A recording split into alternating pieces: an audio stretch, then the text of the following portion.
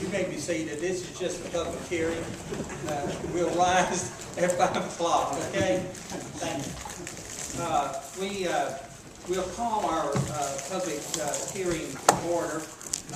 Let me just explain to you once again why we're doing this at 4 o'clock instead of during our regular 5 o'clock meeting. Several commissioners have a meeting at 6 o'clock tonight, so we were trying to make the regular agenda as brief as we can so that we can make that meeting. So that's why we're meeting tonight at 4 o'clock. We do have, and we've had it before us before, the request for the landfill at part of the old Inca site. And so at this time, if you would like to come to the podium speaking either in favor or in opposition of the landfill, you're invited to do so now. When you come to the podium, state your name, and you'll have 5 minutes to speak.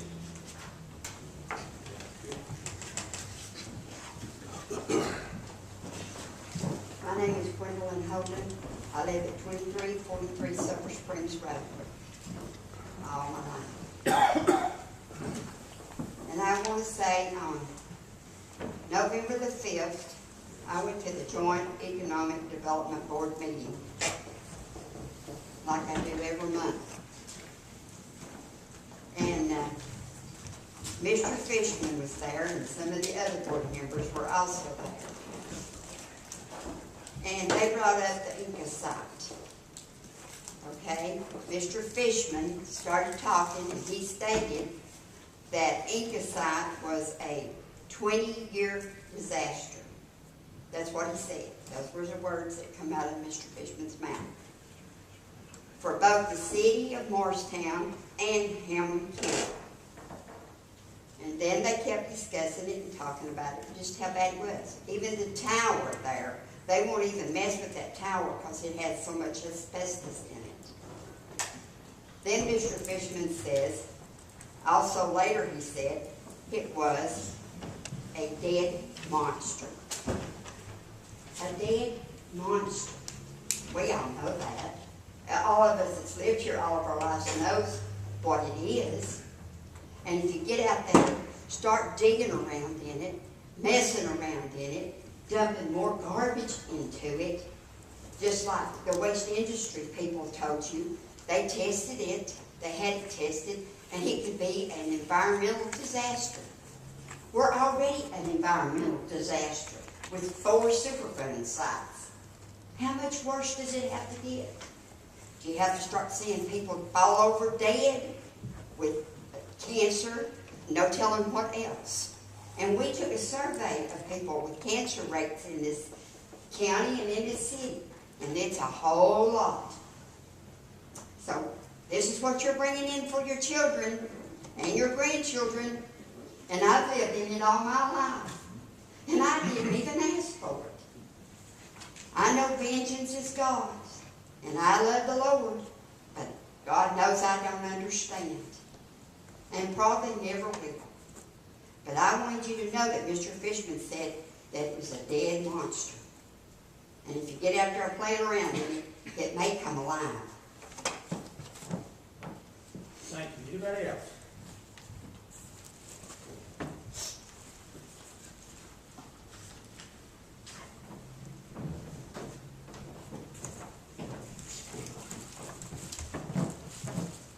Good afternoon. I'm David Duke with Waste Industries, and I was here last month also when you had the public hearing meeting. I just wanted to go ahead and share again a little bit of what we shared last month. Basically, our concern is the site itself. A study we had done in 2015 showed that it was not a site that we wanted to develop. At Waste Industries, we currently operate in the Lakeway landfill site, and this property is adjacent to our landfill. And our concern is, based on that environmental study and analysis and engineering analysis that was done in 2015, is that because of the geographic makeup of the property, if operations began on that site, then it could have a negative environmental effect on the Lakeway landfill. So that's our primary concern with that. When we had that study done, we were prepared to purchase that property, but as a result of it, we opted not to proceed with the purchase of it. So that is the concern I wanted to express today, this afternoon. One thing, if I may suggest, in order to help make a decision, obviously you want all the information available that you can have. If you had an environmental study commissioned or an analysis done of the property prior to making a decision, it may give you a little bit more information to base the decision on, just as a suggestion of something that may be considered at some point in time. Thank you. Thank you.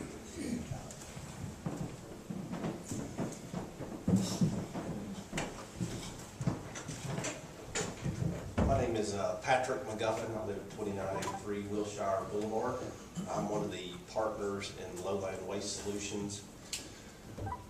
What Gwendolyn said, there probably is some property out there that is contaminated from BASF years ago. The property that we're trying to get approved is virgin land that's never had anything on it, no buildings, no anything on it. So that property is good to go.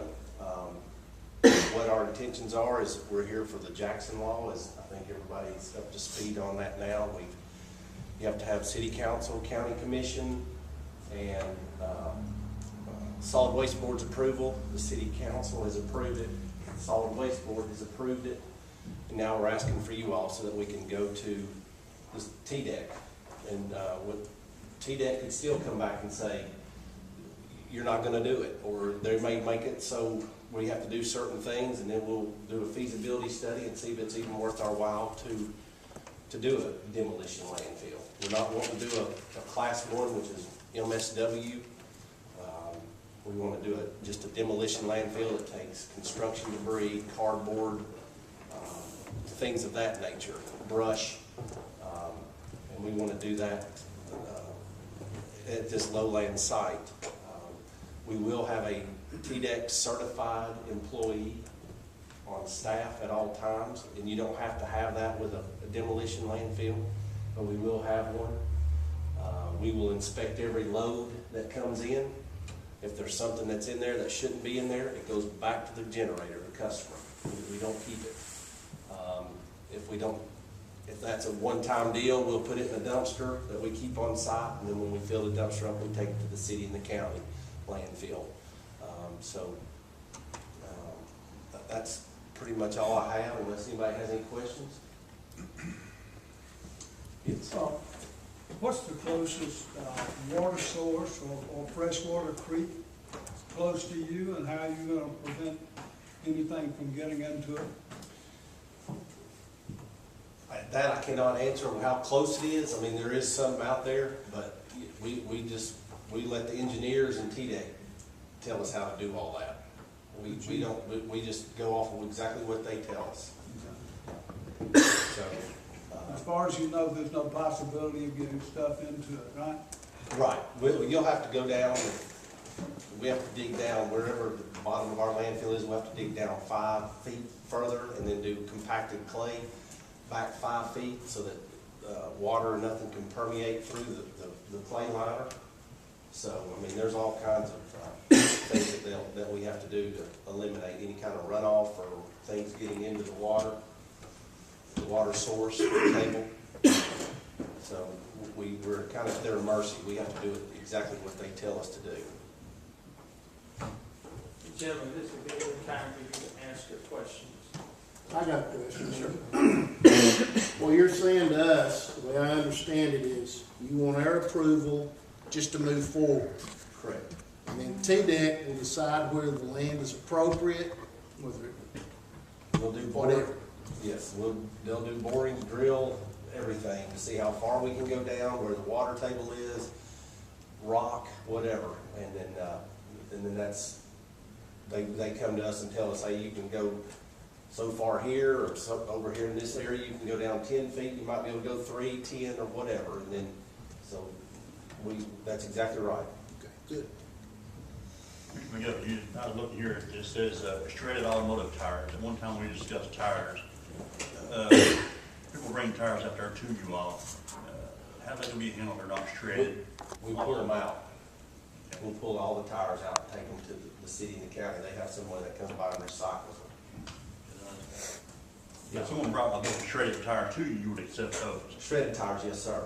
Yeah, if you take a whole tire and bury it 200 feet down, it will work its way back to the top. You're not allowed to put whole tires into a landfill. So just, yeah, we can, if they cut it in half, you can put them in there, but typically we'll pull all the tires out. We do, like I said, we go inspect every load that's dumped out there. We won't have 400 or 500 loads a day, so, you know, it's not that hard. We'll have maybe 25, 30 loads a day that we can put in there. So, It might be crazy, but what do you consider a shredded, just cut it in half? no. Shredded will have to be in little chips. Okay, that's Yes, what sir. I'm thinking too. Yes, yeah, I'm sorry.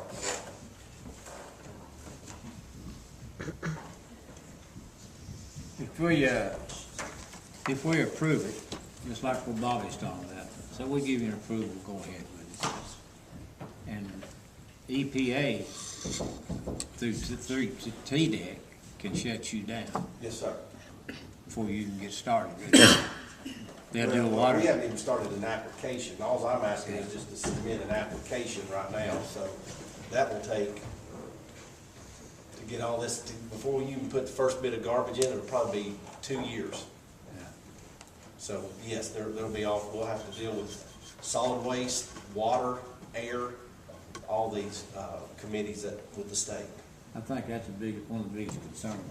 I know it is, I've got it, we're gonna be responsible for it. Well, as you're saying, TDEC, EPA Yes, will be the one dealing with you, correct. not the county Not- dealing with you. That's right, they'll be strictly with us. Where you getting shredded tires from? Well, I don't get any. He was just asking, Jim was, if we got some in a load, would we take them? So typically, I don't want any tires. We don't even like to mess with them. Yeah, I know Wayne Litz, the LML, he gets them, and, he was selling them to the landfill for $50 a ton. And, one day I was out there, I said, can they take shredded tires? He said, yeah. I said, why don't you throw some shredded tires in your crusher and shred them where you got your plastic and your fiberglass and all the other stuff. So Yes, we sir. started doing that, and the county could use that as a filler Correct. in place of a lot of dirt. Yeah, as many tires as he has, that'd be to his benefit, yes. Any other questions from the commissioners? This is a good time to ask. Okay, thank you, sir. Thank you. Are there other comments from anybody?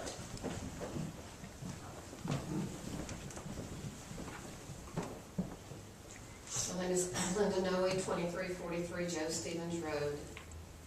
I've been to MUS, and I've looked through as best I could in the limited time I had, 2 bankers' box worth of documents about lowland.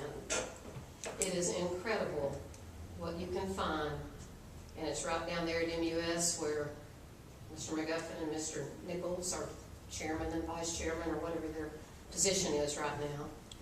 They're even doing testing right now. I think they completed some, maybe it was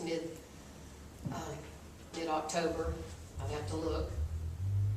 And most of the testing shows migration off-site. And that is the concern, not only the problems on that site, but what will happen as leachate, water goes off-site, not just into ponds or pools of water, but into other sites, private wells. I would urge you to get this information before you say, I'm just kicking it to TDEC. They just want me to let them apply for something. Again, there is a reason you're even asked to do anything. Why would the state say the county has to do anything other than let TDEC handle it, let the EPA handle it? I hope you all are concerned enough about this community and that you listen to the words, not of Ms. Holden, not of me, of Jack Fishman himself. saying it is a monster out there. It is a disaster. Thank you. Thank you. Anybody else?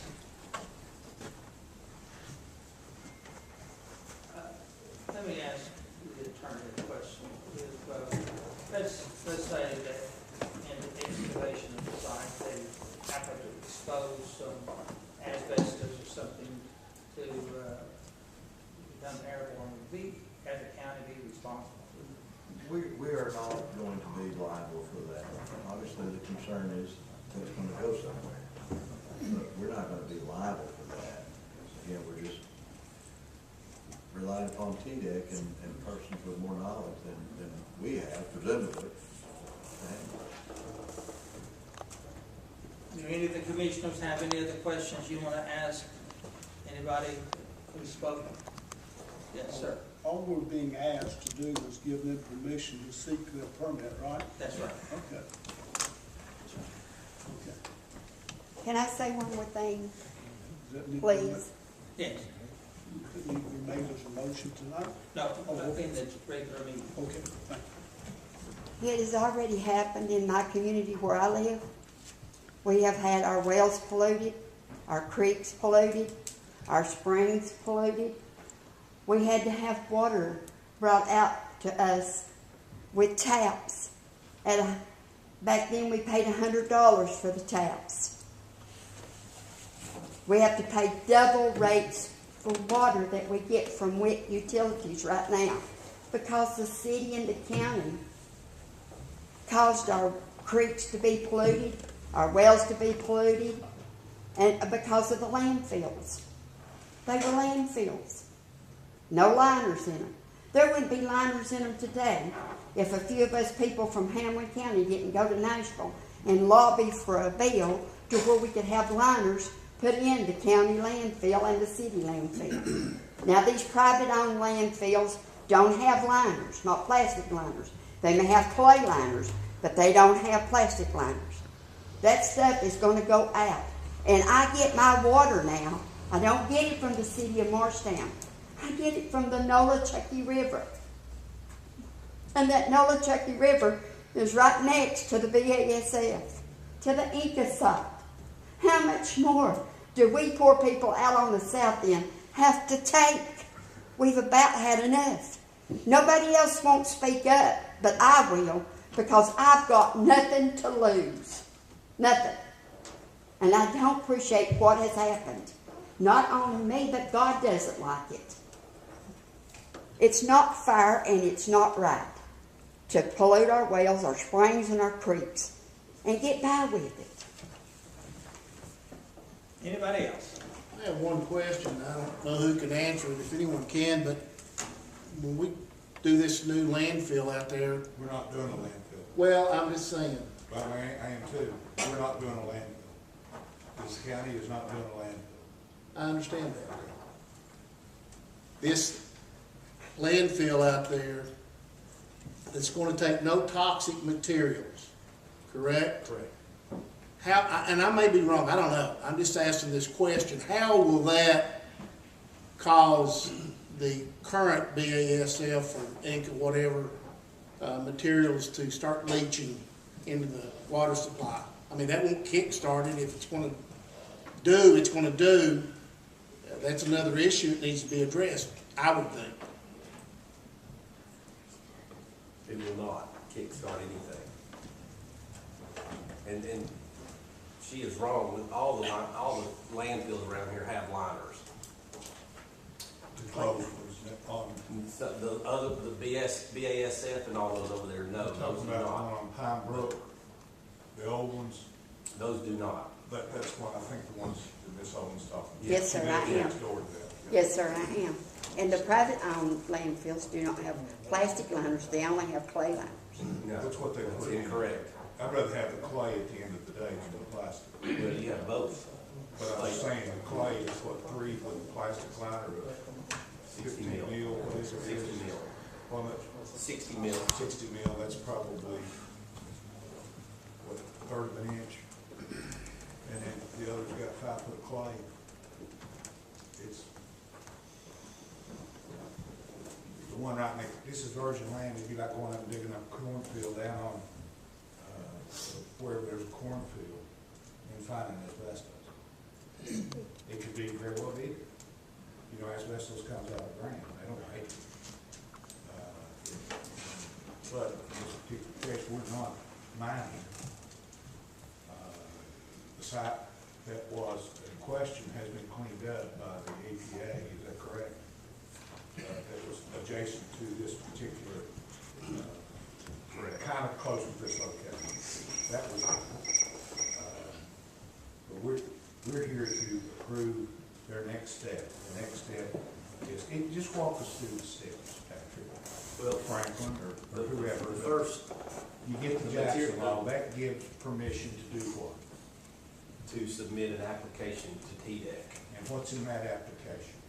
They'll want to know, we have to do borings, we have to do, tell them what all kind of, what waste, what class of landfill, the waste, where it'll be coming from. So you basically a design, and then they look at the whatever samples you take, as far as your borings and things like that. Yes, we have to submit all, we'll have to submit the minutes from all the meetings where you all passed it. Right. I mean, it's a pretty thorough application. And the next step would be what? If, let's say, TDEC would get that approval, and you'd say from beginning to end, it'd be what? Couple I of don't have years. any idea, 6 months, 6 Couple weeks, of a years. year? No, it could be over a year. Not to open it, but the TDEC part of it. A year, A year maybe to do more. that, and then the construction would start, Yes. and then how does that go? Well, we go out there and they'll tell us, all right, you can, it's this room, you might be able to dig down 5 feet right here, 20 feet over So here. they basically do the design with your engineer, Yes. and then you construct it. Now, who's there when that's done? You have an on-site engineer that tests. On behalf of Tennessee TDEC, yes. Department of They do Environmental permeability tests. And yours.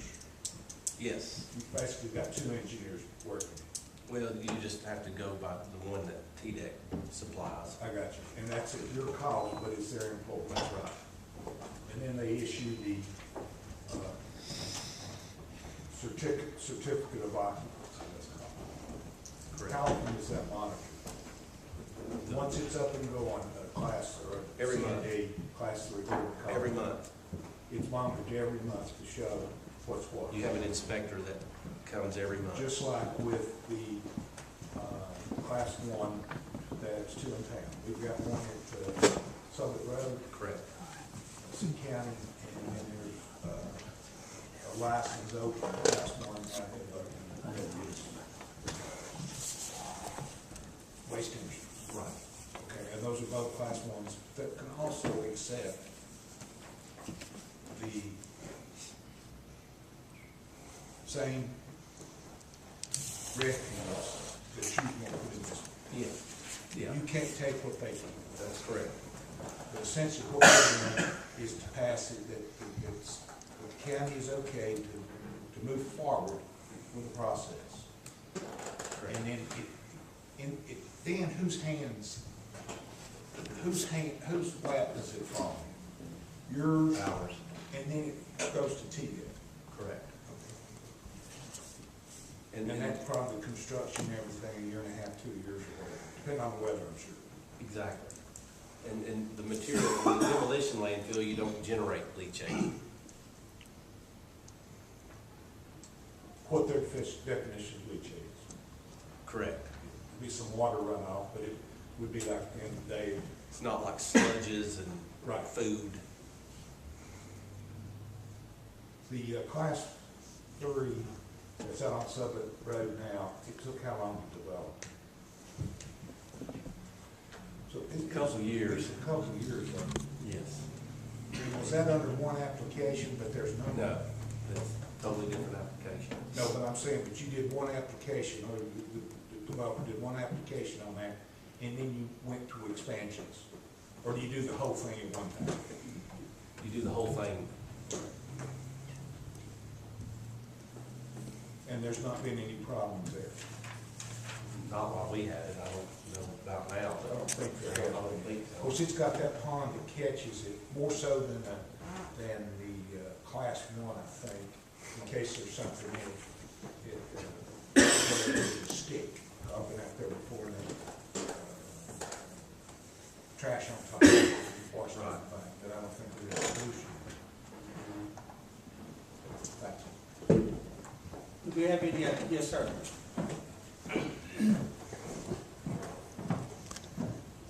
I'm George McGuffin at 2101 North Economy Road, and I just wanted to answer Ms. Noe's question there about why are you all involved in this pursuit?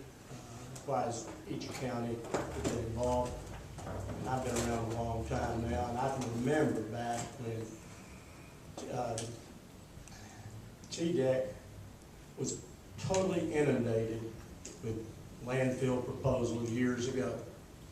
If you can imagine, 95 counties, and everybody brought their landfill proposals to TDEC. Counties like Shelby and Davidson and Knox, not just one, but they might have a dozen landfill areas trying to get approved.